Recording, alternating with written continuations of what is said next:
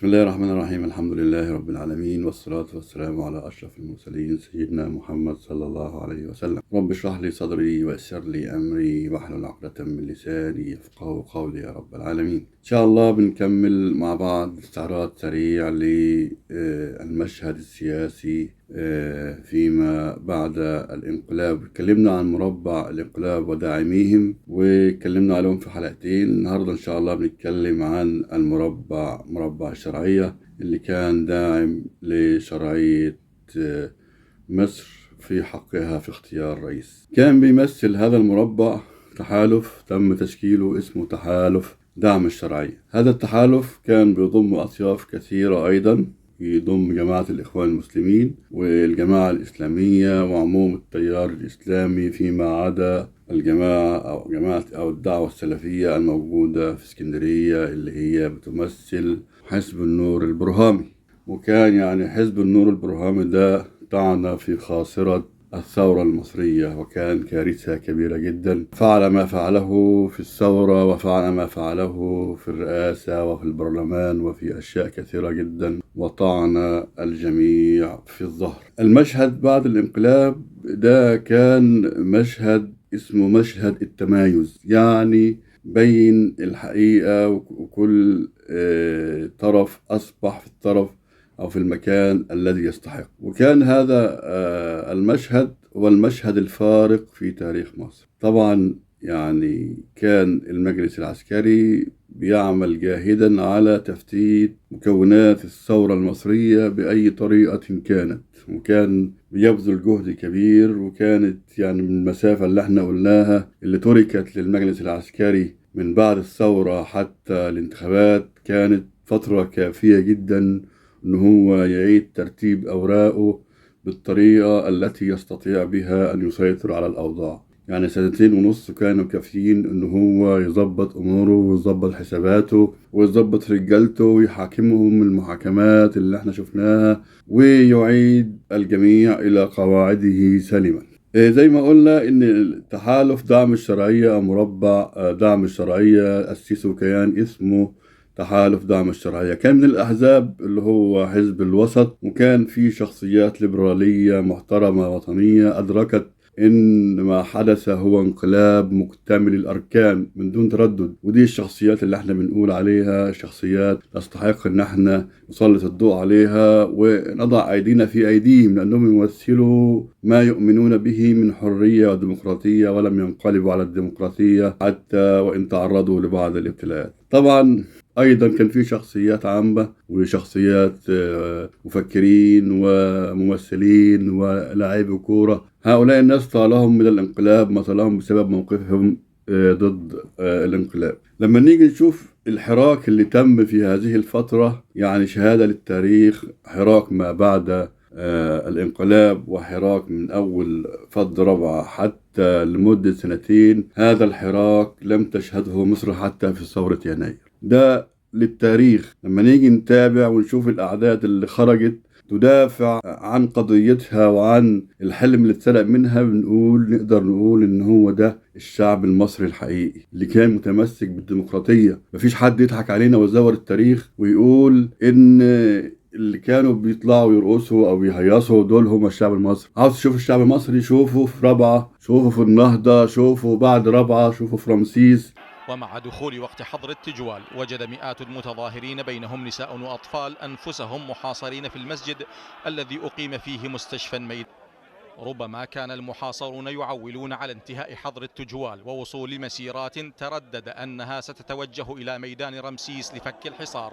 وشوف الإصرار رغم الدماء ورغم أن الناس طلع من بحور دم، إلا أنه كان هناك إصرار كبير جدا على الدفاع عن الشرعية. وكان رجال ونساء وأطفال، ما فيش حد خايف، كله خلاص كله واقف ضد هذا النظام المجرم الذي أراد أن يأخذ الدولة المصرية بسيف القوة. تحالف دعم الشرعية أدار المشهد تحت شعار السلمية أقوى من الرصاص. كان في محاولات كثيرة جدا إن هم يزجوا بالشعب المصري بداية من الرئيس محمد مرسي الله يرحمه إلى دوامة العنف، وإن في قيادات في الحرس الجمهوري قالت له يا ريس إحنا نستطيع الاشتباك وإن إحنا نجيب قوات ونشتبك. وكان هذا فخ أيضا، ولكن أدركه الرئيس وقال إلا الدماء، لا يقيم حكم على الدماء، وأصر ورفض أن يتدخلوا. هو كأنه كان حاسس إن هذه مؤامرة ولعبة، لأن الجيش كله بكل تفاصيله، ويمكن رغم ان هو قال ان في ناس في الجيش رجاله زي الذهب موجودين، ولكن ما كان يحدث وما كان يرتب له ان هو سحب عسكرة الثورة المصرية، ويحدث كما حدث في العواصم العربية الاخرى من سوريا واليمن وما الى ذلك. الفخ ده يعني كان معروف، وادركه اولا الرئيس رحمة الله عليه، ثم بعد ذلك أدرك الدكتور محمد بديع المرشد العام للإخوان المسلمين فك الله أسره، أدرك هذا الموضوع فأعلنها من على منصة رابعة: سلميتنا أقوى من الرصاص. لأن كان في بعض الكلمات الموجهة التي كانت تدعو للعنف، كانت هذه الكلمات كانت بتخرج من منصة رابعة يعني، وإحنا عارفين مين اللي كان بيخرجها يعني. ولكن لما أدرك الدكتور بديع والذين كانوا يديرون يعني التحالف إن في مخطط لسحب مصر نحو دائرة العنف، رفضوا وقالوا سلميتنا أقوى من الرصاص. لما تيجي تشوف سبب امتناع الرئيس عن الدخول في هذا المعترك، وإن كان ناس كتيرة جدا معترضة على الكلام ده، تقول لك إن هذه السلمية تعني السلبية، إن إحنا لو كنا واجهنا كان ممكن البلد ترجع تاني والانقلاب يعني يرجع ونستطيع إن إحنا نسيطر على الانقلاب. لا، الأمر ما كانش بهذه السهولة ولا كان بهذا الشكل، لأن خطورة حمل السلاح أمر خطر جدا، وليس من منهاج هؤلاء الناس يعني الاقتحام وقتال المسلم للمسلم. يعني تخيل حجم الدماء لو كان حد حمل السلاح، تخيل حجم الدماء اللي كانت في مصر كانت تبقى شكلها ازاي. يعني ناس فضلت ان هي تتأذى في سبيل ان هي تحمي بلادها، تحمي وطنها، وان تكون مصر كتلة واحدة وتجمع كبير 100 مليون. يعني 100 مليون، تخيل لو قامت حرب في مصر، تخيل حجم الدماء وحجم الكارثة اللي كانت ممكن تحصل في شعب تكون من 100 مليون مواطن. طبعا هؤلاء الناس يعني لا يرقبون في مؤمن إلا ولا ذمة. هم قالها عبد الناصر زمان أيام انقلاب 52، وهدد كده قال ان انا استطيع ان انا يعني امحو من على ظهر الارض 7 مليون مصري. مش هم قوتهم 7 مليون في شعب مصر، والمستعد ان انا اقتل 7 مليون. طب تخيل كان الوضع في 52 ان الاخوان المسلمين كانت لهم كتائب في الجيش وراحت في فلسطين تحارب ثم رجعت، وكان عندهم يعني تمكن كبير جدا وقوات كبيرة جدا كانت تستطيع ان هي تحل الامر بسهولة جدا بالقوة العسكرية. ولكن لما هذا المجرم يعني أفصح عن إجرامه، فكان هناك نبل للإخوان المسلمين أن هم لم يستخدموا السلاح في هذا الوقت الذين كانوا يستطيعون فيه ان هم يستخدموا السلاح، لأن كان في بعد تاني خالص، ان كانت البلد في حالة الاحتلال الإنجليزي. لو قامت حرب أهلية في مصر ده كان زمان احنا محتلين من الانجليز حتى الان. فهو كان في بعد تاني اللي هو الاخوان كانوا شايفينه كويس، ان في احتلال انجليزي موجود، فبالتالي هيبقى استدعى قوات هتيجي تاني تحتل مصر غير القوات الإنجليزية الموجودة، وكان مصر كان زمانها حتى الآن باحتلال كبير. فإحنا بنقول إن موضوع السلاح، موضوع القوة ده له حلقة كبيرة جدا إن شاء الله نتكلم عنها بالتفصيل، لأنه موضوع شائك وموضوع فيه فتاوى كتير وفيه زوايا كتير لابد إن إحنا نسلط الضوء عليها. ولكن إحنا بنكمل ونتابع، بنقول إن الحراك استمر من 2005 حتى 2015، يعني من 2013 حتى 2015 حتى نهاية 2016 كان في حراك في الشارع، وكانت قناة الجزيرة كانت بتنقل هذا الموضوع. فكان في حرب شديدة جدا على قناة الجزيرة مباشر مصر، لحد ما هم استطاعوا ان هم يغلقوا هذه القناة، وبعد ذلك شاركوا في حصار قطر تقديما لها على موقف القناة من هذه الثورة او من هذه الانتفاضة. كان في يعني تصفية حسابات رايحة جاية بين مصر ودول الخليج وقطر وما إلى ذلك. ما أنجح هذا الانقلاب هو الدول الخليج التي أمدت يد العون بلا حساب. يعني وصل لهذا الانقلاب يعني في أول سنة ما لا يقل عن 40 مليار دولار، غير شحنات الوقود والبترول اللي كانت بتيجي مجانا لمدة سنتين. شحنات داخلة مصر بترول ووقود وبنزين يعني لمدة سنتين مجانا.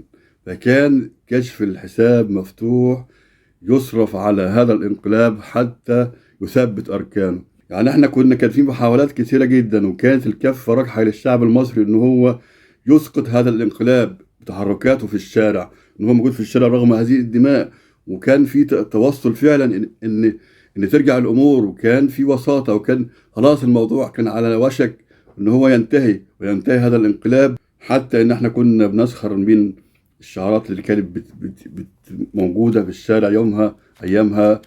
كانوا بيقولوا يوم الجمعة العصر الرئيس مرسي جوه القصر. طبعا دي كانت بناء على المعلومات اللي كانت بتيجي ان خلاص المفاوضات بدأت تاخد مجراها والموضوع خلاص هيرجع. فكانت هذه الأشياء وهذه الأنباء كانت بتتردد شعارات في الشارع، لكن كانت في مؤامرة أكبر من الجميع احتوت هذا الموضوع وثبتت أركان هذا النظام البائد. ورغم أن النظام البائد هذا كان ينكر وجود يعني ناس في الشارع متظاهرين لمدة 2 إلا أنه عاد بعد ذلك لما فشل اقتصاديا وكادت مصر أن تكون على حافة الإفلاس اليوم، بدأ يفكر الناس بأن كان في 2 قلق، وكانت في 2 كانت فيها مظاهرات لم تتوقف، وإن السبب في هذه الجريمة أو السبب في سقوط مصر اقتصاديا الناس اللي كانت بتخرج لمدة 2 في الشارع. يعني هذا النظام نظام مجرم يتعامل مع الأحداث حسب ظروفه وحسب مصلحته. فإحنا بنقول إن كان الموضوع كان في ضغط كبير جدا على مصر إن مصر ما تكملش في السنة اللي إحنا بنقول إن فيها أخطاء وفيها ولها ما لها وعليها ما عليها. لا، هي لها ما لها وليس عليها ما عليها، ولكن للأسف الشديد الكل من النخب لم تستطيع ولم تفهم كيف تتعامل مع الحرية، لأن إحنا شعب محروم حرية، فلم نستطيع أن نتعامل معها بالطريقة التي نستفيد منها جميعا، وأن يكون في توافق ويكون في تشارك ويكون في استيعاب للجميع. ولكن تدخل العسكر وتفتيت مكونات الثورة المصرية عجل بالانقلاب، والدعم الخارجي الذي هو بلا حدود ده كان سبب رئيسي في استمرار هذا الانقلاب. ولكن إن شاء الله برغم كل ذلك إلا إن شاء الله الشعب المصري فيه خير كبير جدا، والشعب المصري هو اللي وقف في الشوارع لمدة 2 ولم ترهبه الدماء اللي حصلت. وهذا هو معدن الشعب المصري الذي يستعد أن يخرج، ولكن في توقيته وفي حينه. فإحنا لا نندم أبدا ولا نيأس، وإن شاء الله القادم هو الأفضل لمصر، وإن كان الظاهر كله الدنيا سودة وظلمة، بس إن شاء الله لما بيشتد السواد بيجي الفجر، وده شيء من سنن ربنا سبحانه وتعالى. ولكن إن احنا الأول نثق في قدراتنا، نثق في طريقنا، نثق إن احنا أصحاب حق، وإن هؤلاء خدوا هذا الحق بقوة السلاح، ولكن إن شاء الله سيزول هذا الظلم عما قريب. كده إن شاء الله نكمل الحلقة الجاية عشان ما نطولش عليكم، وبإذن الله يكون في معلومات جديدة وأشياء جديدة نعرضها عليكم. نسأل الله سبحانه وتعالى إن احنا نكون أفدناكم. ما تنسوش الناس اللي بتتفرج علينا تدعمنا وتشارك في القناة حتى ننتشر. السلام عليكم ورحمة الله وبركاته.